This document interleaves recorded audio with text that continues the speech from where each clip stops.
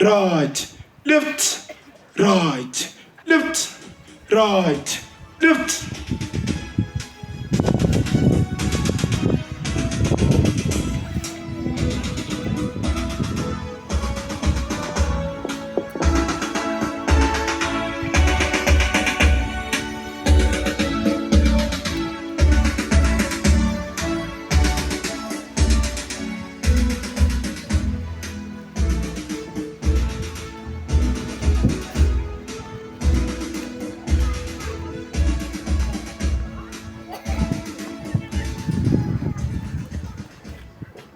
Sizacela ibandla liphakame ngo-158 ingoma yomhlangano. 158. Ukuvunwa komhlaba kusondele, inkosi ibiza abavuni bayo, kudele tuzama vela vuthiwe, avuthiwe alindelisi buya sondezu sugu tutizi nyanja sondezu sugu ekaya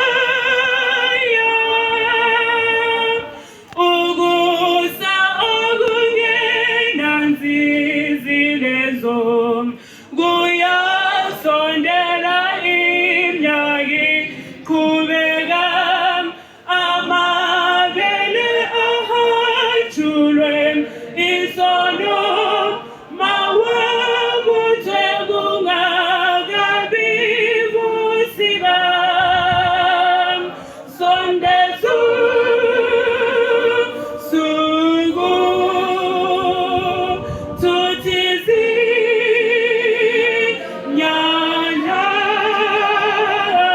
sondezu suku ekaya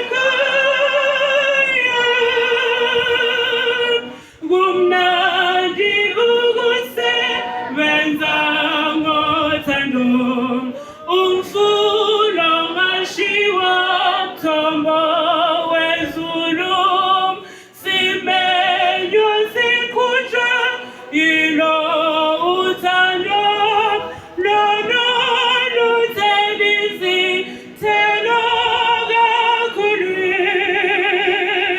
Sondezu suku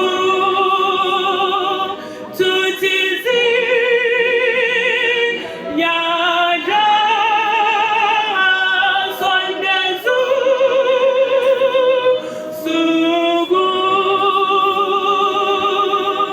ekaya.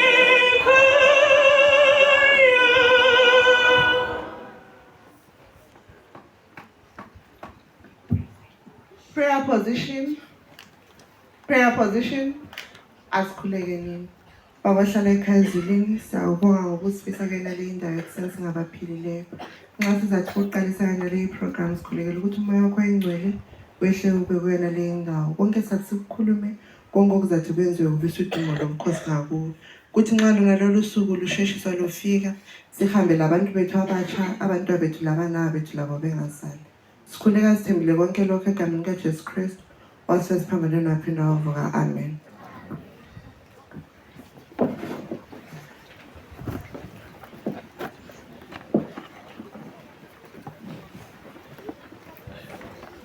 Ngiyalibingelela njalo bathandekayo, ngilibingelela ngegama elihle elenkosi yethu Jesu Kristu.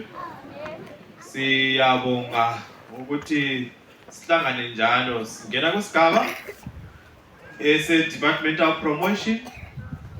I-department esilayo phambi kwethu ngibona kuyafakaza lokhu kade sikukhangela ngithi kuhle kakhulu esikubonileyo. Singena kusigaba lapho esiza kuthola khona ngokusebenza kwegatsha lwabantu abatsha. Ngizaletha izimemezelo ezimbili. Esakuqala sokuthi kukhona oselahlekelwe isikhwama sesitulo sakhe. Oselahlekelwe isikhwama sesitulo sakhe sondela uzosithatha ngapha. Esesibili ngesengisiphinda kukhona olahlekelwe ngamakhiye.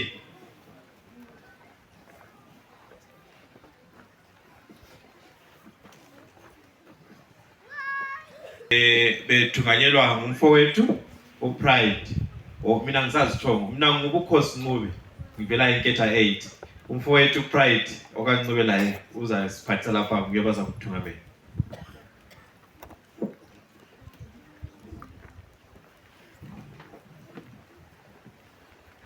Salibonani badala. Salibonani badala. Salibonani bantu abasha. Salibonani bantu abasha. Ibandla liyabingelela egama elihle lenkosi yethu Jesu.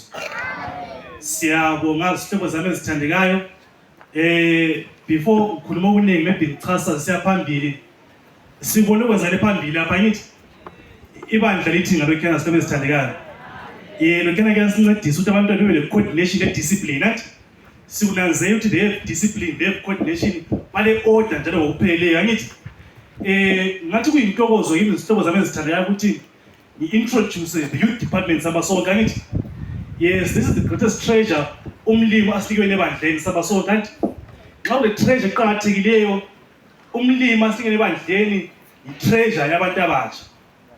Okwenza ngithi treasure ebantwini abasha ungagijima ekhangela konke esikwenzayo, khangele our motto, our pledge, our vision, everything iqala ngoKristu iphele uKristu abasonke. Iqala ngoKristu iphele ngaphi? Akukho esikwenzayo kwi-department ongelabani ongela Kristu phakathi.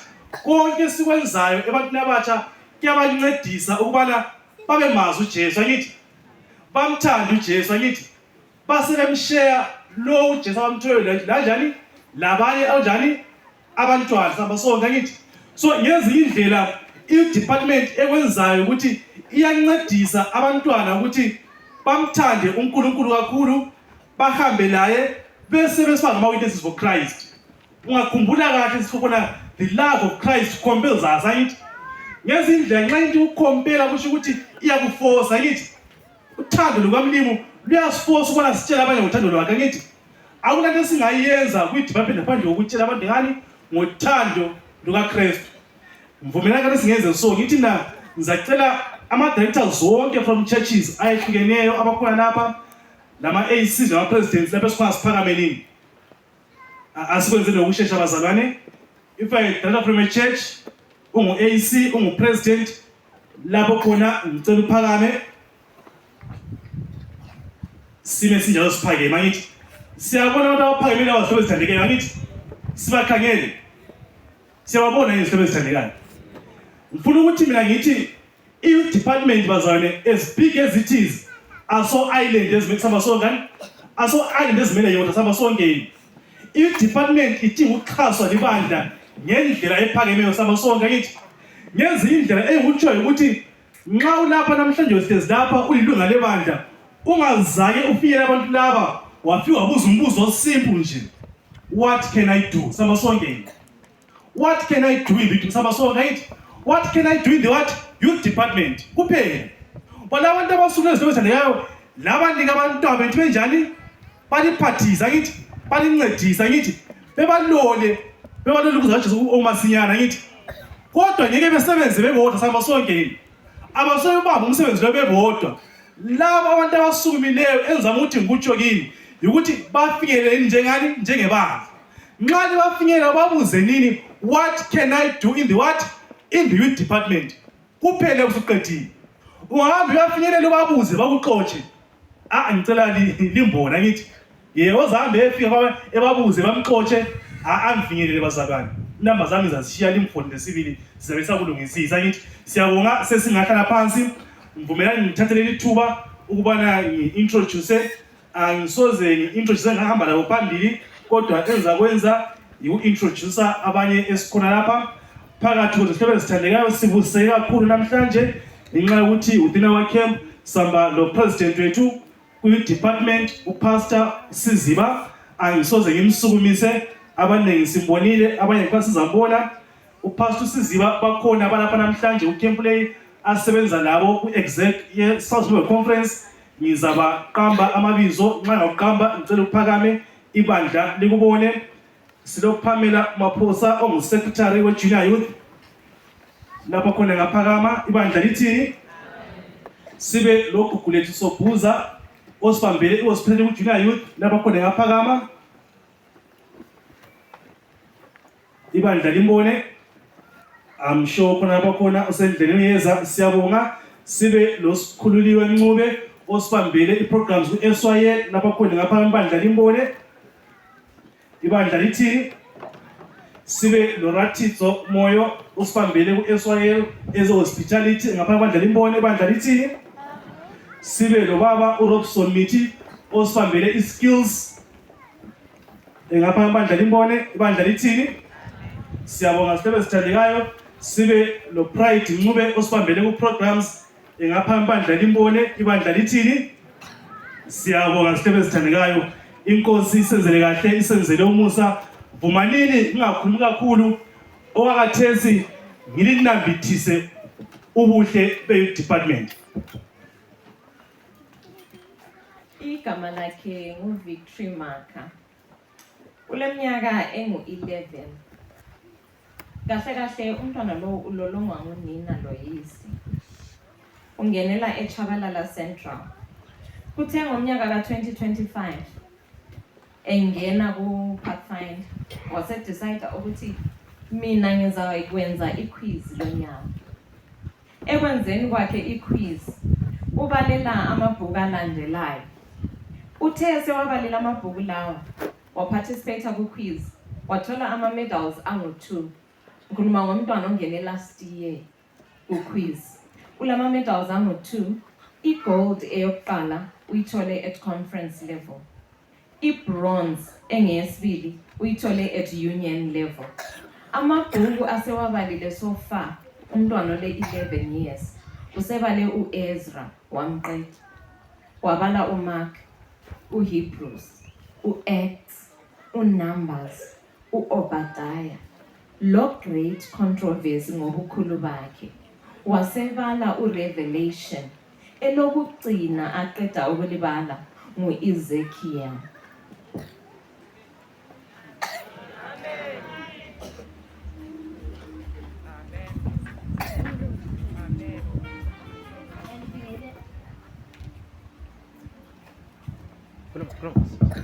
Ngibingelela lonke ngegama lenkosi yethu Jesu.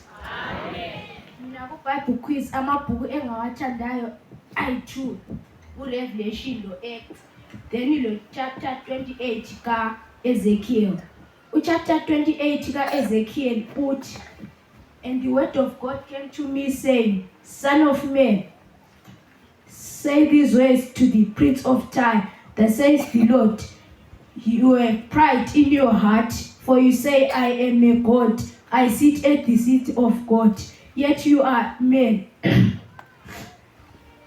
For you say you are wiser than Daniel, there is no secret hidden from you. You have gathered your riches by your wisdom and understanding, silver and gold into your treasures. Thus says the Lord, behold, I will send strangers, the most terrible ones from the nations. They shall draw their swords against you. Moreover, the word of God came to me, saying, Son of man, raise a lamentation to the king of Tyre and say, you, the seal of perfection, full of wisdom and perfect in beauty. Full of wisdom and perfect in beauty. You were in Eden, the garden of God. All precious stones were your coverings, such as onyx and diamond, beryl, jasper, and gold. You were an anointed cherub. I hallowed you and established you. I hallowed you and established you. You were perfect in your ways from the day you were created till iniquity was found in you. From your abominations, violence was found in you. I cast you out of the holy mountain from the fierce stones. Your beauty has turned your heart to pride. because you defiled your sanctuaries by multitudes of your iniquities, by iniquities of your treadings. Behold, I'll bring fire, it shall come down in the midst of you and consume you. You shall be found no more forever. And the word of God came to me, saying, Son of man, face towards Sidon, and say, Behold, I am against you, O Sidon. I shall be glorified of you, and they shall know that I am the Lord God. Behold, I will bring pestilence to you. It shall devour you, and I will execute judgment on you. And I shall bring the sword from all sides, and they shall know that I am the Lord. There shall be no longer briars or thorns to the house of Israel. Behold, I will gather all my people from the nations where they are scattered, and I will execute judgments to the nations around them, and I will bring them safely home to the house which I promised to my servant Jacob. Ngiyabonga. Masisithi ubalile asitsho ukuthi udlule phezukwalo, sitsho ukuthi ubambile la okule comma khona la okule full stop khona, walibala, walidla, waligcina enhlizweni yakhe. Ibandla lithini? Amen. Church yeNketha 9 ku district yeNketha kulo jaha osakhulayo oleminyaka engu-13. Yena ngo-2024 uqale ukujoyina iquiz, wabala amabhuku ambalwa, wahamba ku-conference level, wafika ku-union level. Ulama gold medals angu-2, lama certificates angu-3. Asikhulumi ama-certificates of participation, sikhuluma ama-certificates of excellence. Ibizo lakhe nguSiphamandla Donatello Sibanda. Yena usebale uEzra, uIsaiah, uActs, Obadiah, Great Controversy, Ezekiel, Numbers, Hosea, John, Mark, Hebrews, 2 Timothy, wasecinela ngo-Revelation.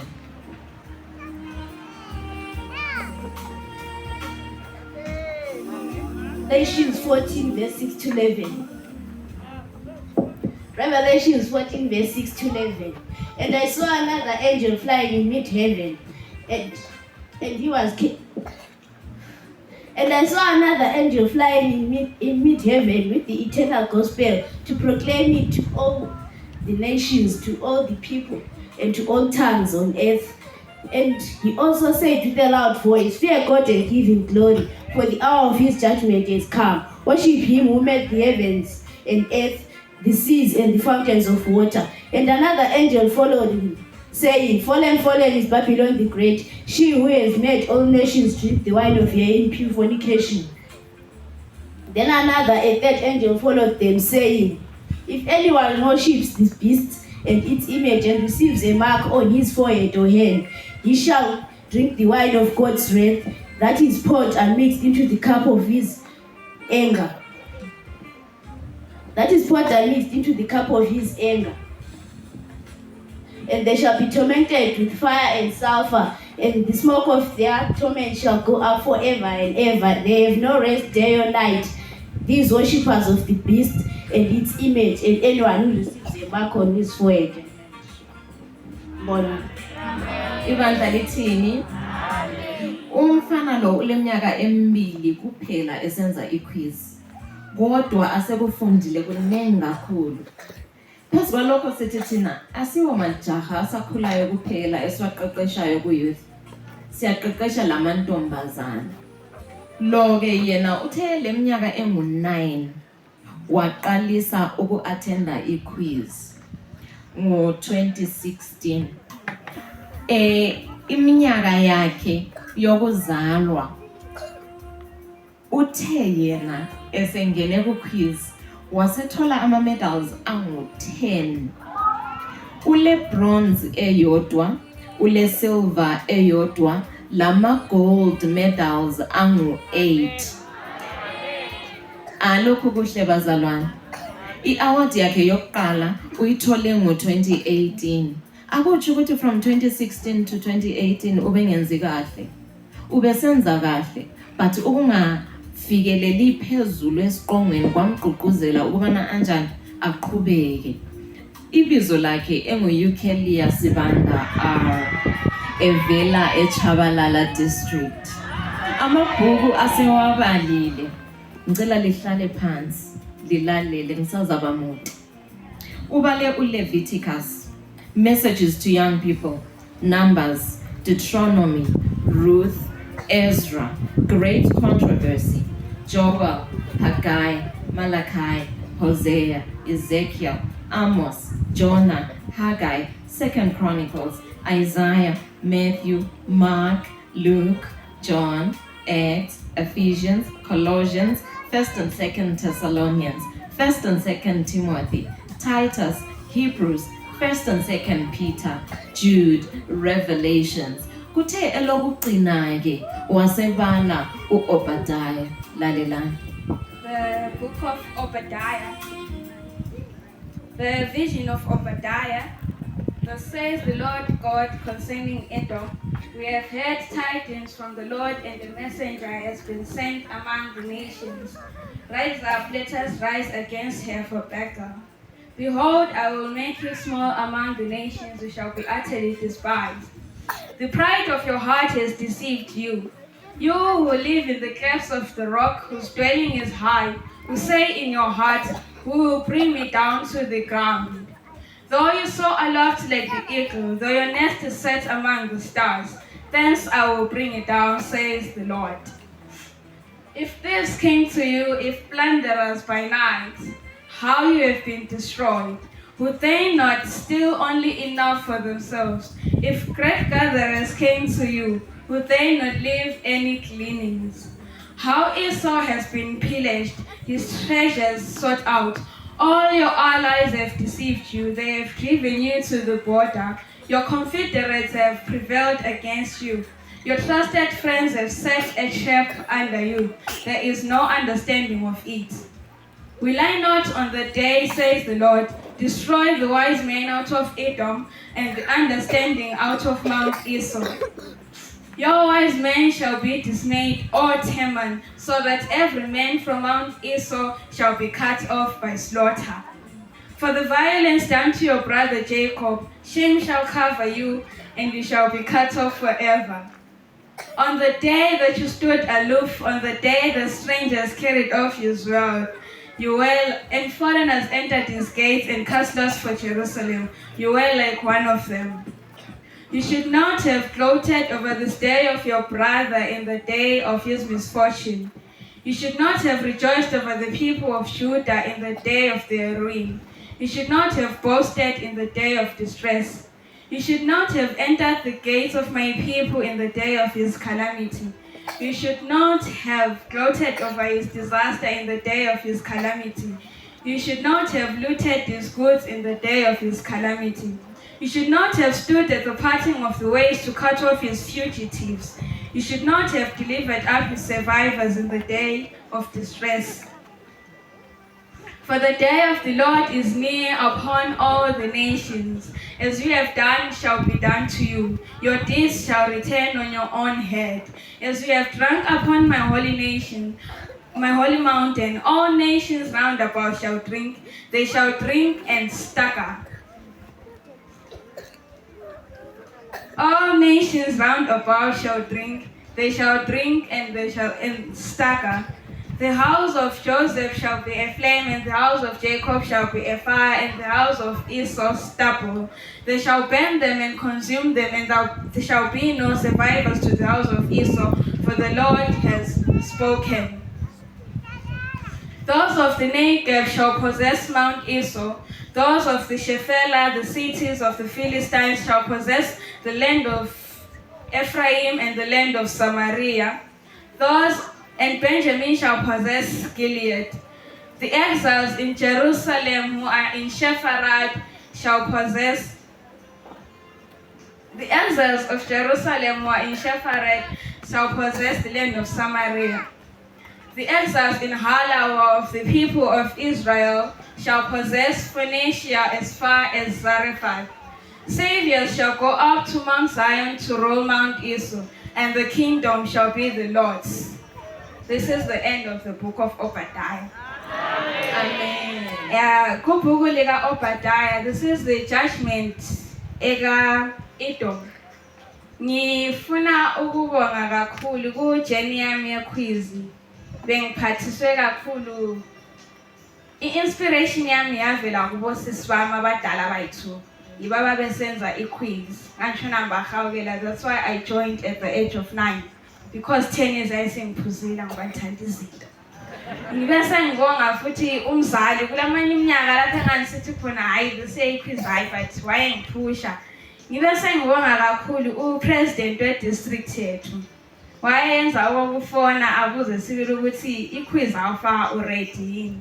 So uma ngolo bengeke ngiyohambe ngingela the directors, the parents and abosisi bami abayenza i-quiz ukuthi bengi-inspire. Ngifunde kakhulu ku-quiz, amabhuku lawo kuwabala kubalelwa ukukrema and pass ukusukhohlwa, ukubala, ukugcine, ukondle njengomyouthi. Isikhuthazo ukuthi sinje singamayouthi ngomnyaka ozayo kuswelakala ukukhethwa ozapresenta ngoba sonke singabantu bequiz. Yabo. Uthi yena iBible quiz imnceda kakhulu ngoba uthanda ukuchumayela lokufunda imibhalo.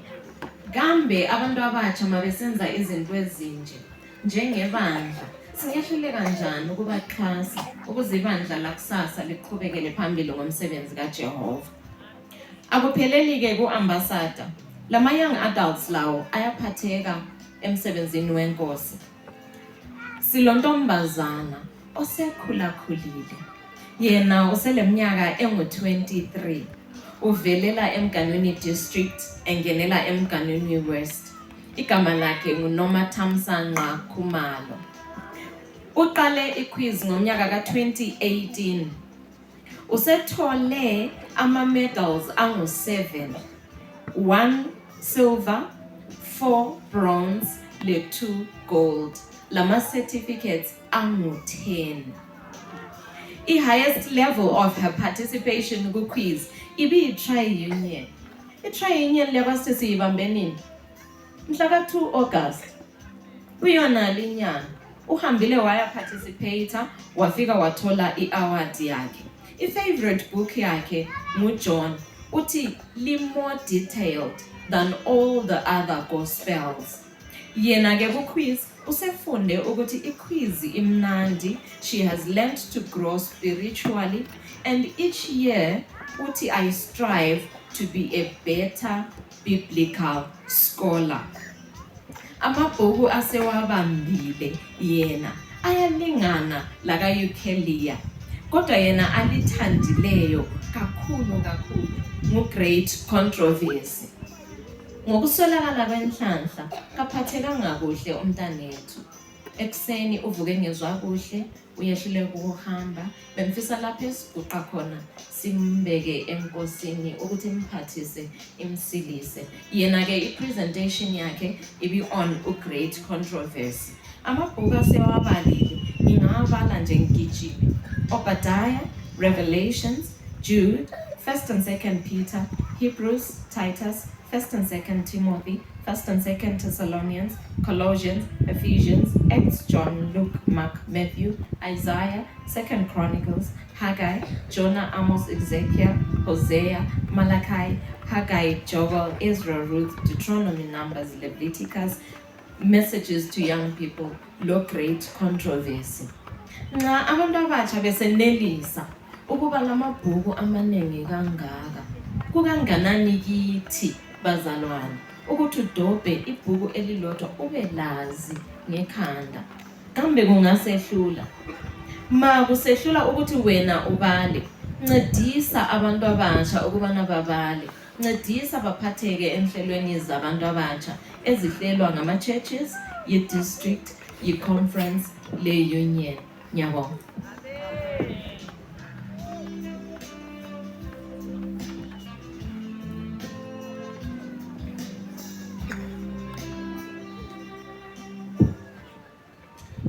ibandla lithini ngamabhayibhili alenyawo.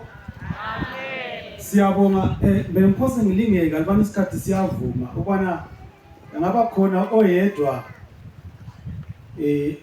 ongasoze atsho ichapter yonke ozatsho kuphela iverse ye daily bible reading eyayisona osayikhumbula nje iverse eyodwa. Ngaba khona osayikhumbula hayi verse nje eyodwa ayikhona ichapter iverse eyodwa. Now antisayiboni ingozi ekhona sihloko esithandekayo ya umsebenzi we AY njengoba uprograma laphana esechilo umsebenzi ophathelane kakhulu even lesihloko second meeting esika 2026 yesterday the day. Masi khangele ukusungulwa kogatsha labantu abatsha injongo yakhona ungabuyela eqaliseni ubale uAY story kumbe uPathfinder story kumbe inoma yiliphi ibhuku lehistory uzathola ukuthi abantu abatsha babejisela ukuthi labo bebe ingxenye yemission ansekhona eqaliseni kwakuyimission kwakuma missionaries ukuze bebe ingxenye yemission kwakufuna ukuthi babe le content yemission. Imission yayifuna ukuthi babe lazi iBhayibheli. So abafana ababili labanye ababajoyinayo ukuhlangana kwabo kwakungekho social but kwakuyinjongo yokubana bancedisane ukufunda lokuzwisisa iBhayibheli ukwenzela ukuthi babe le content yokungena labo kumission bejoyine abadala bebe useful evangeli likaNkulunkulu. That was the reason why iAdventist youth was formed evangeli leSabatheni. Konke kunengese singawuthola sokungaba ngokuncedisa but the main issue was the mission. Today the main issue is still the mission and until Jesus Christ comes the main issue is the mission. Yikho namhlanje sithe sike siveze amabhayibhili alezinyawo. Ungavuyela futhi endulo uzathola ukuthi kwafika izikhathi lapho amabhayibhili ayengavunyelwa ukubana abanjwe ngabantu kodwa kule labantu okuthiwa ama-Waldenses babesenza ukuthi bebe lokungamabhukwana okuncane okufihlwa emabhatshini behambe nje beholisa abantu but zikhona izikhathi lathi ezathi sikhamba khona mhlawumbe ucabanga ukuthi uzalifihla iBhayibheli ngetechnology sokungangavumi ukuthi ulifihle iBhayibheli ngaphandle kwana ulifihle ngaphi ekhanda kumbe enhliziyweni. Asiyabona ukuthi ama-social kade singayisilwa kudala phela ucatsha ngemva kwesihlahla la ugqoke kuyigreen angithi kathesi ungananzelela uzathola ukuthi i-technology sibanika i-night vision sebebona kusetshenziswa be-infrared babona ukuthi kulo muntu ngemva kwesihlahla besishaya isihlahla lawo ngale wakhona uhluwe. So ngaloku salindele ukuthi uzathola iBhayibheli elincane ulifihle. It's too late kade sofuna ukuthi uli-internalize uthi nxa uhamba umtshele umuntu udlule esale ezwile amazwi okuphila. Yikutshintsha kwesikhathi. Ngithe khona babefunda iBhayibheli ukwenzela ukuthi bethole i-content. Ngifisa ukuthi sibuye ku-2026 ungakhangela there is a rush towards social media, there is a rush towards digital ministry kumbe ngathi digital ministry but i-digital world. Abantu abanengi sebengene ku-digital world bezama ukuthi bebe famous, abanye bezama ukuthi bebe viral, abanye bezama ukuthi betrend. Ungakhangela i-content ekhona uzathola ukuthi i-content engelani lokuncedisa abantu. Ngithe amadoda la abafana lababili babefunda iBhayibheli ibandla leSabatha labafundisa ukubana impendulo zezinto zonke ezenzakala emhlabeni ziseBhayibhelini. Nxa umsala esiba yi-content creator ucreatani bantu abatsha labantu abadala. nxa umsala esiba yi-content creator uthinta kuphi okuzanceda obani abazabe beviewer ngoba thina sazi ukuthi impendulo zomhlaba zikhona eBhayibhelini. Ngiyabahawukela kakhulu abantwana akade bekhuluma betshaya ichapter yonke ngekhanda ngoba iBhayibheli ligcwele i-content ezasindisa umhlaba wonke. Kanti kunjani ukuthi sonke lapha sihambe siyethatha amavesi siwayenze abe yi-content esizayi-broadcaster? Yena lwana uYukelia, yena lwana ke uVictory, bonke akade be-reciter ama-chapters wona lawaya. Nxa bengaphiwa ithuba lokuthi bebe viral, bangaki abantu abazakuzwa amazwi okuphila? Ansayibona indaba yakhona. Nxa bengancediswa kuhlalwe phansi kube le media house engaba broadcastela lokhu abakutholayo to inspire abantu abaningi ukuthi bethole usindiso ngoba the gospel is now digital. Balutshwane bayadingeka abantu abazakwenza khona lokho. EA ye-AY ithi the Advent message to all the world in my generation. Immortal ibisisithi, for the love of Christ compels me. The love of Christ doesn't permit me to sit down. The love of Christ doesn't permit me to consume izinto ezingela ncedo ezingela mpendulo zalokho kwenzakala ngaphi emhlabeni. Njalo the love of Christ only compels me to do things that will hasten his coming again. Yikho sizama by all means ukuthi abantwana bebe le content elomsoco ngokuthi bangene ku Bible quiz babelazi ilizwi likaNkulunkulu. Okunye okudingakalayo utshilo lapha umfowethu uNcube ukuthi abaloku fisa ubana bencedise abantu abatsha lisisondelele ukwenza ukuthi bencediseke mhlawumbe kulokunye lale elingacontribute ukwenza ukuthi abantu abatsha bekhuthazeke.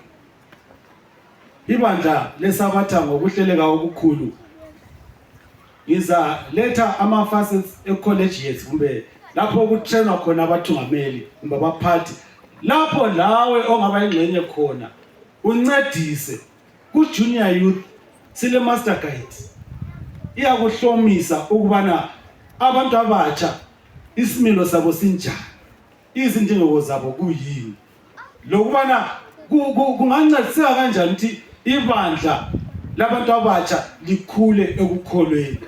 Bayadingwa bona laba abantu abanjalo abazangena ku-master guide bencedise abantu abatsha. I-curriculum ye-master guide kayinzima njengalokhu uSathanasi akwenzayo. Angithi abantu bathi sizwe elikantulo bese bengena bephinde bebaleke. Kayinzima kodwa iyaku-enricha lawe mzali, lawe malume, lawe bhuti, ikakhulu lawo ongazange waba lethuba lokungena ku-club sasemncane. Ungayijoyina sikhulile njenge-staff member kumbe njengomthungameli. I-master guide ibisekuncedisa ukuthi kube sobala omele ukwenza. Bese kusithi kulaba asebekhulile i-senior youth, that is ama-ambassador, le young adults, i-curriculum yokubathungamela labo ikhona i-senior youth leadership course ejayeleke ngokuthiwa i-SYL. Ungangena ke lapho nayo izakucacadela ukubana lesi sigaba sabantu abatsha banjani, indingo zabo kuyini, bengancediseka kanjani ukuthi bangaphumi ebandleni kodwa bakukholise ukukhonza, njalo ukukhonza ngendlela eqondileyo, isisabatha esiqotho. Phoke nxa abantu abadala bengama eceleni ngale bebukele, i-role modeling bazayithola ngaphi abantu abatsha? Nguwe sihlobo sami odingakalayo ukubana ubuye uzojoyina i-SYL, uzofunda ukubana baphathwa njani, bancediseke njani. Ibandla lesabatha nxa sibona amabhayibheli alenyawo ekhona emanengi so kuyasithabisa ngoba kusinika i-confidence ukuthi lanxa lathi singalala bakhona abasela beqhubekisela phambili umsebenzi. Ibandla lithini? Bese ngilibele ukubana ngiveze abanye abantwana kayisibo bodwa. Ngifisa ukuthi ngilishokhe libone ukubana libutho elikhulu kangakanani. Ngicela ukuthi bonke abantwana ku junior la ku senior asebeke ba participate ku quiz at conference level kumbe at district level. Ngicela ukuthi baphakame sibenze lo amen omkhulu. Bonke abantwana asebeke ba participate ku quiz ku junior youth la ku senior, ngicela ukuthi baphakame sibenze lo amen omkhulu. Nampana baphakama, namba baphakama. Phakamanini ba abantu abami. Phakamanini. Baphakama abanye ngomqando. Ibandla lithini? Siyabonga. Akubona sonke ke besingangena ke kunhlelo ezinje ezenika ubuchopho amamasu okubana ubanjwe izwi lenkosi lingabi ilizwi eliphelayo. Ibandla lenkosi belingancediseka kakhulu. Xa ngiphethayo lapha ngiza kuveza enye incwadi kumbe olunye ugwalo oluqhakathekileyo okumele bana njengebandla sonke silithole. Unfortunately okwakhathesi there are few copies, maybe just 7 copies. Ibhuku leli liphethe lithi Trailblazers of Adventism. Lapha kukhulunywa ngovula indlela bebandla lesabatheni, kodwa si focuse kakhulu kulo umhlubulo wethu weZimbabwe kakhulu laseSolusi. Ukuze ube kwazi ubana kuyiwa ngapi njalo lapho esikhona kube nzima kanjani, abanye bazinikele kangakanani, abanye bafa. Mase sike safika eSolusi ngangale kwakhona lapho kulamathuna abantu ababa yibo ama missionary eza levangeli lapha, uzwe imbali zabo ukubana wabanjani. Abanye balahlekelwa zimuli, abanye balahlekelwa ngabantwana, but bathi bephuwe amatikiti ukuthi bebuyele kibo. Nxa sithi tikiti ungacabangi iframachina, ngisho ukuthi sebebizwa ukuthi shiyana lento zenqola le yamabhiza ubuye ngapha. Bathi hayi, inhliziyo yami ilento ebilayo, kumele ivangeli lifike eAfrika. Baze bafela eZimbabwe bebulawa zimosquito, bebulawa yimikhuhlane abangayaziyo. Uzabona ukuthi isacrifice oyenzayo wena ingakanani. Thola ke ibhuku leli only $7 wehlukana layo. uNkulunkulu uzakubusisa ngeinspiration yokuthi lawe uzinikele uNkulunkulu abusise.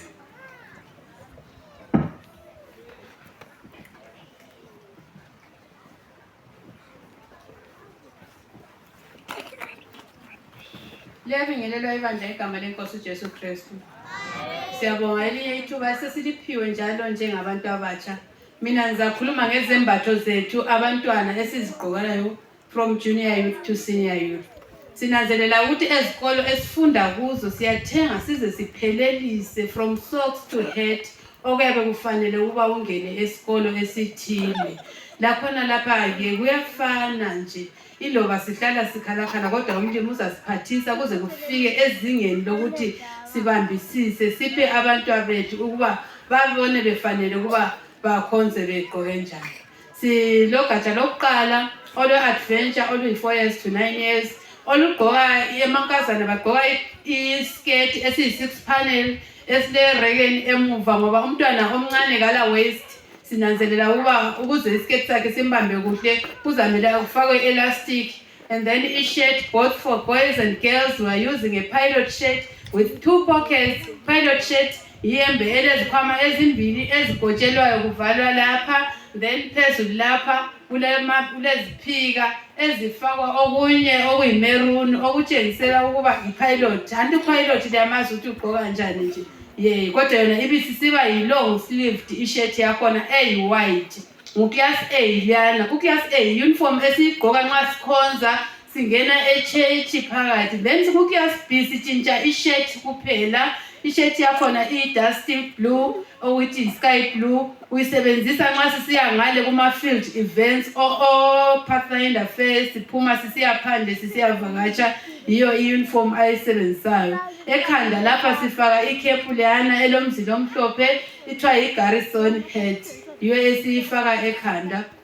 Then u-adventurer kala into okuthiwa yi-lanyard intambo le esibona abanye sebeyithungele bayifaka lapha ehlombe ngaphandle kukamarshal uyoyisebenzisayo kuphela yona leyana intambo ukuze afake i-whistle yakhe esebenzisa laphana nxa enika ama-commands.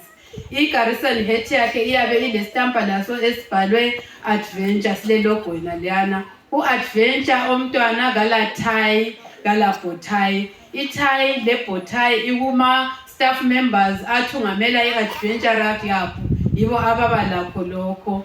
And then ngihle ngingene la ku-staff sakhona. I-staff se-adventure we are putting on a 3-panel skirt, i-pencil skirt, the shirt eyi-pilot, i-jersey eyi-navy ele-logo kumbe i-qualified master guide uyagqoka isuit yakhe e-master guide enjengasisi laphana ekucineni kodwa ikhala yayo iyabe iyi-navy blue esebenzise i-barrette or i-garrison hat enjengeyomntwana. Abantwana emajesini laphana silejesi eyi-navy ele-logo ye-adventure kumbe i-track suit eyi-navy ele-3 lines ku-sleeve sakhe le logo ye-adventure lo-adventure club emuva bakhona abakugqokileyo abalakho khona lokhu namhlanje. Ngidlule ku-staff se-adventure ngingadluli i-lanyard yakhe ye-staff nxa engu-director iyabe ile white and maroon. Nxa eyi-club member engu-master guide iyabe i-lanyard yakhe iyabe ile navy and maroon. Siyabonga sidlule siye ku-Pathfinder Club. Pathfinder Club isketi sakhe siyi-6 panel esamankazana abafana i-trousers long trousers i-trousers normal trousers not i-trousers leliyana eliphelele emoyeni bazali sesinanzelela ukuthi abanye abantwana sebebuya lamabhrugu la abangakhanyi ukuthi athinta phansi kumbe kathinti phansi. I-trousers formal trousers ukuthi nxa usiyaqhatshwa la uyangena sibile ofisini ukhangeleka njengomuntu yilo i-trousers esilikhangeleleyo. I-shirt yafanana eyi-white for i-ceremonial yokungena e-church sponsor. Then the field we are using a khaki uniform i-long sleeved la iyi-pilot shirt futhi. Amajesi sikhangelele i-green jersey ele-logo for Pathfinders. Then for i-field ule-track suit yakhe eyi-green ele-3 lines futhi ele-logo yona leyo uniform. Ekhanda lapha kasila barrette thina njenge-South Zimbabwe Conference we adopted ukuthi we use garrison hats for the Pathfinders. All the Pathfinders are using the garrison hats abazifaka ekhanda ele-logo. And then the staffs are the ones who are using ama-lanyards. The Pathfinders are general ama-lanyards who are using the lanyards for the staff. I-staff esinye sile red and yellow for the qualified master guides. And then for the training master guides, they are using green and yellow. Yiyo i-lanyard abayisebenzisayo. And then the staff can use the barrettes trained with the logo ye-master guide. And then the trainees, they can use the logo ye-Pathfinder.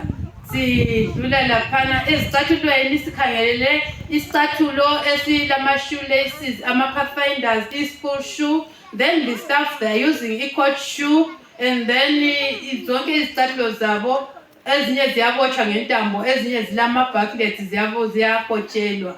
Then esidlula laphana sesisiya ku-senior youth nizababamba ka-1 laba. Senior youth i-ambassador first class bale sketch esi-grey. I-grey yethu iyachiyana eZimbabwe but we are recommending i-dove grey. I-grey yethu eZimbabwe amalembe ethu siyananzelela ukuthi kafanani maningi kakhulu but i-grey yonke i-grey skirt. And then i-white shirt. I-white shirt yi-pilot shirt again. I-shirt yabo ile-pen slot la phakathi la isikhwama lesi zabona ukuthi kulesikhala la ukuthi nxa ngifuna ukufaka ipen yami ngiyafaka ipen.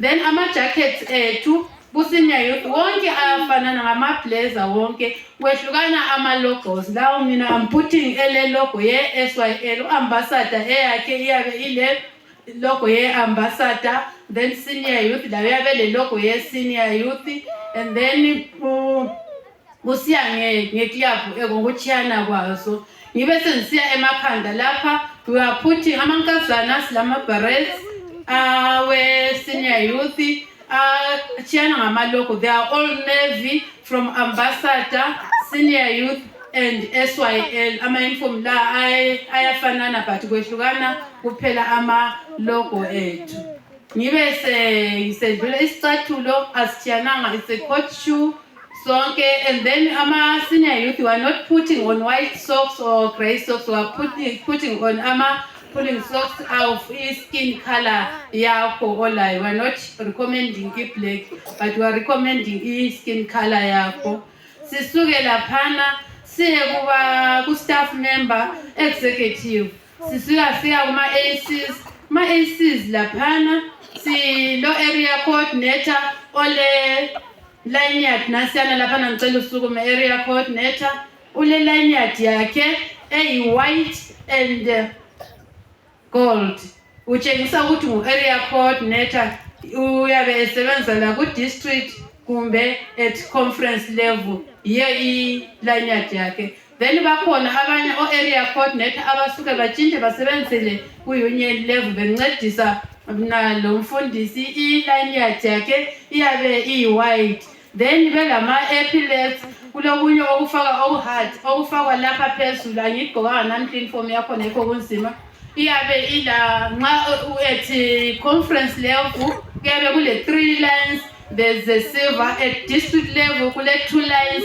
there's a silver then at union level kule 1 line ye gold bese ngisiya kuma-pastors ama-pastors nxa egqokile uniform ye-master guide eyabo i-lanyard iyabe iyi-purple they are putting on a purple lanyard and then belama-epaulets abayabe bedindiwe i-logo ye-church then bese ngisiya kuma-directors awama-churches ama-lanyard ye-pathfinder ngikhuluma ngawo ama-directors is white and blue then eka-director wethu umfundisi wethu upresident wethu omkhulu iyabe iyi-plain blue nxa egqoke liyana uniform namhla kagqokanga yona siyakunanzelela khona lokho then nxa sikhangela ama-uniforms ethu asivumeli ukuthi siwagqoke endaweni party funerals and konke lokhu kungendaba yokuthi indlela esiziphatha ngayo sigqoke impahla yechechi asiziphathi kuhle yikho abathungameli sebekunanzelele lokhana sokumisele lokho asikhangelelanga ukubona kule ndawo esigqoke khona ama-uniform ethu echechi unless nxa licelile ku-director warecommenda ukuthi ngubani lobani ozagqoka leyo uniform siyabonga ngokuthi sizasicela ukuthi lisincedise kulawo ma-uniforms kusenza lathi sizibone singabantu njengabantwana okunye okuhle esikuphiweyo okungani kusenzela lula nxa kuyikuthi kusehlula ukuthi simthengele umntwana i-full uniform sicela lokho kusentanyeni okukodwa kube khona in any event ukuze umntwana angabi isolated ngabe layo leyi i-neckerchief whether yi-pathfinder kumbe yi-adventure lawe mzali ube layo so namhla kade sikhangelele ukuthi khona namhlanje sithe yi-1 hour ye-youth sonke njengabazali loba kade sigqoke so ngendlela esigqoke so kodwa lokhu ngasonke silakho ezintanyeni zethu according to ama-categories zethu atshiyene inkosi elomusa isibusise isincedise ukubani sinakakele bona laba abantwana njengoba sibanakakela sibahambisa ezikolo zabo academically uNkulunkulu asibusise sonke. Siyabonga sihlobo ezithandekayo sekhulume ngama-uniforms akula okunye ezongezela kulokho ngifuna ukuthi ngikutsho kithi ukuthi sikhangele ama-upcoming events sesikhulumile ngendaba ye-quiz kunabakhona sebecabanga ukuthi kanti sikhangele i-quiz yodwa yini akulo ngesikwenzayo ku-youth awukho njalo sihlobo ezithandekayo ukuthi iquiz yesesihambe kakhulu saze safika ku-try union yikho sithe abantwana kube yiwapresenta on iquiz nxa sikhangela siyaphambili wakhangela kwi-department sike sathi February saba labo o-GYD ngabo-March wakhona o-GYD saba labo o-Week of Prayer saba layo i-Voice of Youth kukhona okwenzakala kwi-department bazalwane ziningi inhlelo ezikhona siqhubeka siyaphambili mhla ka-19 September sithola ukuthi Pathfinder Day engicabanga ukuthi sikulungisile emabandleni wonke 5 September i-Spiritual Commitment Day esizawuba layo njenge-conference ivenue namathiza abaningi sizawatshela ukuthi azabe enini kuthi ngendlela efananayo mhla ka-6 September sizakuba ne-Pathfinder Fair ku-Pathfinder Fair zihlobo nje okukhulunywa ngama-uniforms abantwana babe begqoke their khaki shades samasonto angithi indaba yama-uniforms senzela ukuthi okwenziwa ngama-uniforms bazalwane senzela ukuthi ungagqoki i-uniform amelanga uyigqoka kanti mana ngithi kuma-directors ungagqoki i-uniform amelanga uyigqoke ufuna ugqoke i-uniform yama-union officers anti ubusifika kufeka sicabanga ukuthi unge-union sesikubiza ukuthi usenzele kwenziwa ngabe-union kezwakala anti yes ugqoke i-uniform yama-officers e-union usufika kufe sesikucela ukuthi uzosenzela izinto ezenziwa ngama-officers e-union usukhanya ingane usakwazi ukuthi kumele wenzeni usuya ngephambi kwabantwana so asibeni sure ukuthi ama-uniforms vuma nini ngingakaphambi umfundisi ngikhulume lokho kokugcina through the AY bazalwane young people are encouraged to grow spiritually ngokuqala kanti to grow what spiritually angithi okwesibili to build meaningful friendships samasonto angithi to build what meaningful friendships and because nasithi what it's a club angithi usikhangela okunye ukuthi they develop leadership skills samasonto angithi yikho phela sikhulume ngabo SYL sikhuluma ngabo master guide they are there to develop leadership abantwana bedinga leadership skills and abazasebenza even out there in the world ukuthi benjani beqhubekele phambili and then okunye to serve their communities to study God's word and become active witnesses for Christ samasonto angithi so abantwana in all this was lapha sibakhuza kuzo zonke indlela bazalana ukuthi yikho sithe bakhona be-skills anti umntwana nxa ephuma laphana ku-Pathfinder ambassador whatever he is uyaphumesela ama-skills angithi bephume njalo sebengabavangeli asebe-ready ukuqhuba imission okuyikho vele esingakho ku-AY department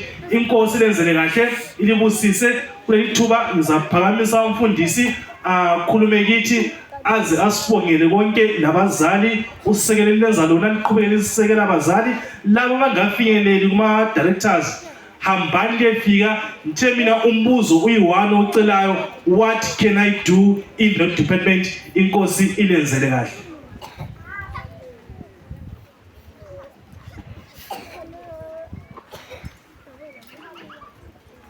ngiyalibingelela ibandla ngegama lenkosi uJesu Kristu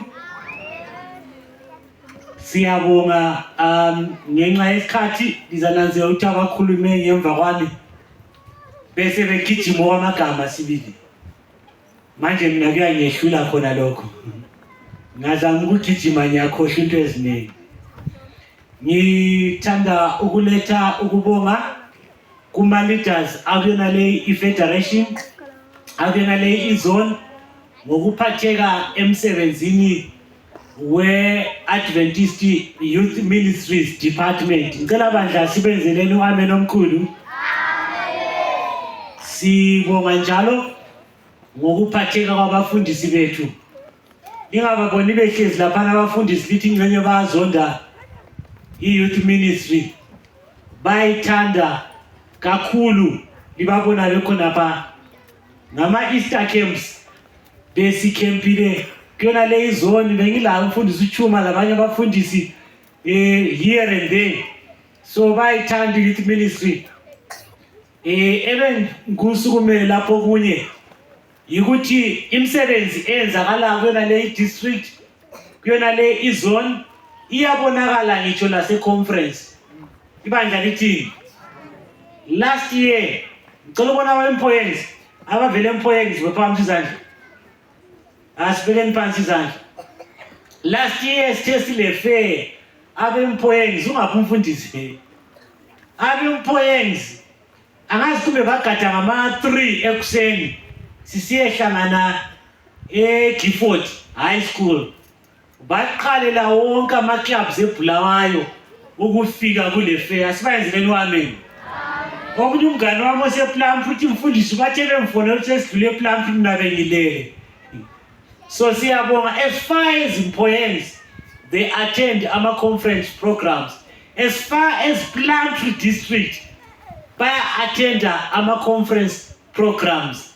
Labantu abaseBulawayo baya attend. We want to thank you bazali, sithanda ukulibonga kakhulu ngosekelo elunikayo abantwana ama-directors ku-youth ministry department. Kungayisini bazali ama-uniform wona la akhulunywe ngawo athi ngasoze abe khona, kodwa ngenxa yesupport yenu siyabonga uThixo alibusise.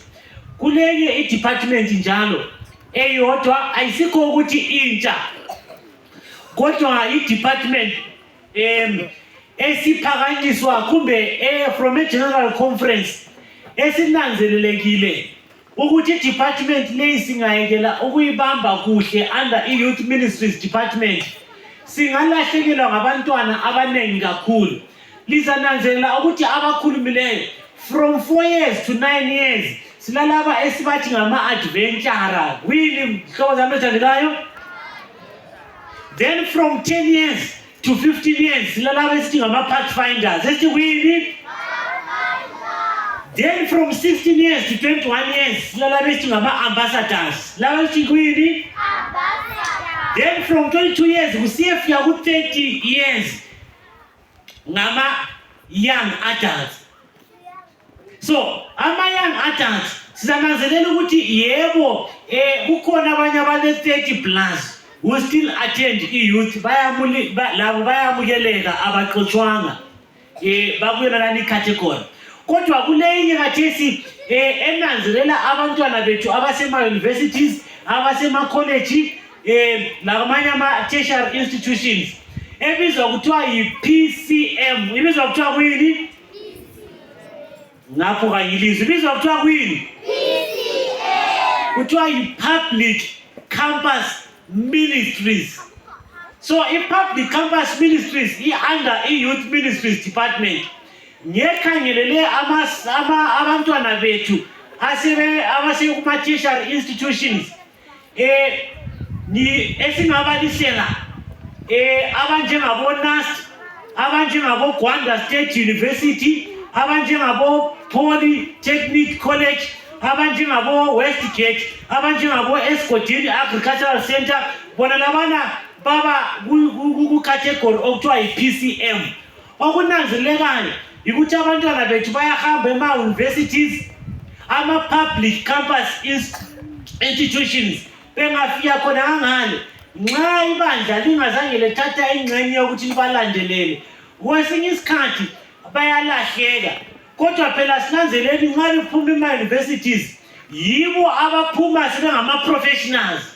Nxa ibandla lihlanyele kuhle from adventurer laze layafika kuma-young adults, ibandla kalifisi ukuthi abantwana laba basilahlekele sebesema-university. Ngakho-ke kule-Public Campus Ministries Department. Last week ngathi ngesabathe elidlulileyo ngibe lethuba lokuthi ngiye kwenye i-public campus meeting lapha kade sihlangane khona lama-doctors awe-NUST, ama-doctors atrainayo bona labana silabo. You'll be shocked ukuthi baningi ama-doctors ethu khonaphana abangamasabatha. So kumele bafinyelele kuma-institutions. Yikho i-PCM layo isikhona. Uthathile nehlobo zami ethandekayo. I think lami sengikhulume fast kakhulu ngenxa yesikhathi. So siyabonga nxa ukuma-tertiary institutions siyakunxusa khona ngale Gwanda iPoly esivulwa eGwanda kumbe ePlumtree. Lama-lecturers ethu akuma-institutions anjalo lawo ayadingakala ukuthi abe lengxenye ekuvangeleni. Ngibe sengithi ihlobo zami ezithandekayo njalo sibonge kakhulu i-support that you continue giving us as i-Youth Ministries Department. Abantwana sebetshengisile ukuthi bayaphatheka ku-quiz. Sibabonile abenketha abemganwini, sibabonile abetshabalala, labanye kwezinye indawo ngiyakhuthaza ikakhulu ama-outside Bulawayo district lawo okuhlanganela iPlumtree leMpoyeni ukuthi asingeneni kukhwizi. Ama-books sizawabala this year la next year sizawa-announcer sibancediseni abantwana bethu ukuthi babale ona la ama-books akabi khona kodwa aza ku-announce. Siyakunanzelela khona lokho abantwana bethu bengaphatheka khona lokho bazakhula kuwazini uThixo ngcono. Ungahamba uyebala uPsalm 119 evesini ka-11 ithi lona thy word have I hid in my heart that I may not sin against thee. Ilizwi lakho ngilifihlile enhlizweni yami ukuze enganjani ngingakuboneli. Nampa abantwana abancane abafikileyo izwi likaThixo enhlizweni zabo ukuze baxwaye isono. Aluba isikhathi besivuma bengizalitshela ukuthi last year lami ngike ngasethi ibhuku likaHebrews kukhwizi. Aluba isikhathi besivuma bengizalitshela ukuthi ngike ngasetha elika-Ezekiel. But isikhathi asivumi ngizalitshela kwelinye ilanga. So abantwana bethu lathi bayasenza sibe busy njengama-directors like what our leader was saying uNcube ukuthi nxa likhona la ungafika ukuthi what can I do? Kunenge elingakwenza lincedisa lisenzela abantwana bethu ukuze bakhule ekukholweni.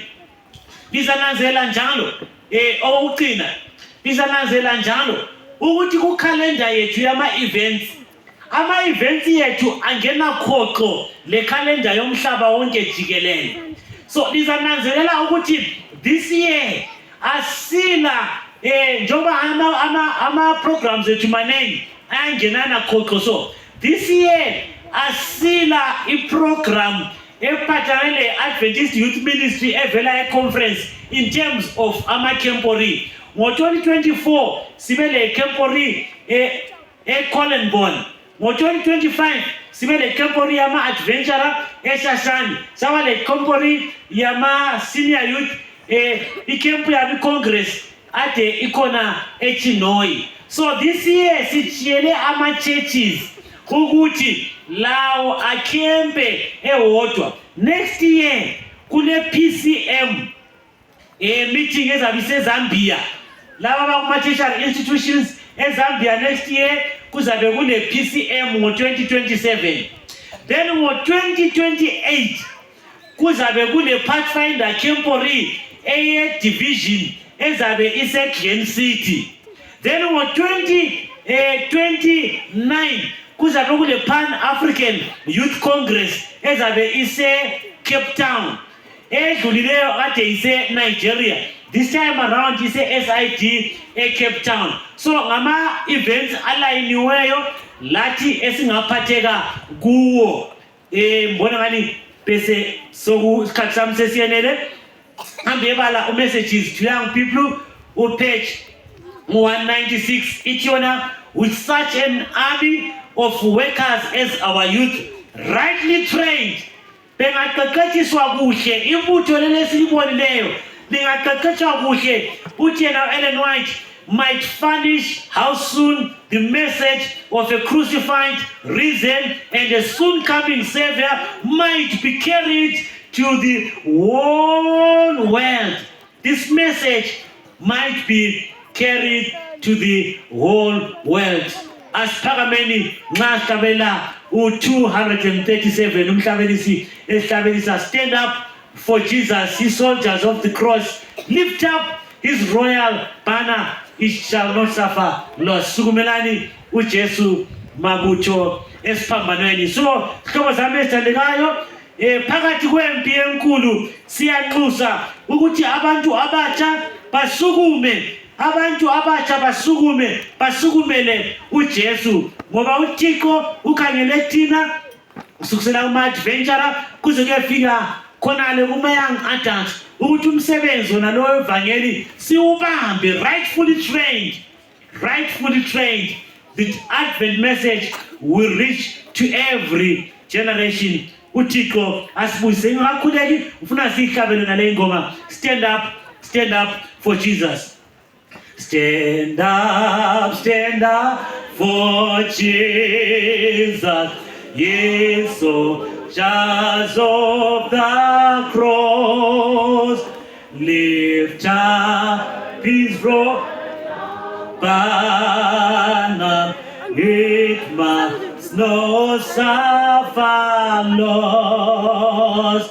From victory up to victory, his army shall he lead, till every foe is vanquished, and Christ is Lord indeed.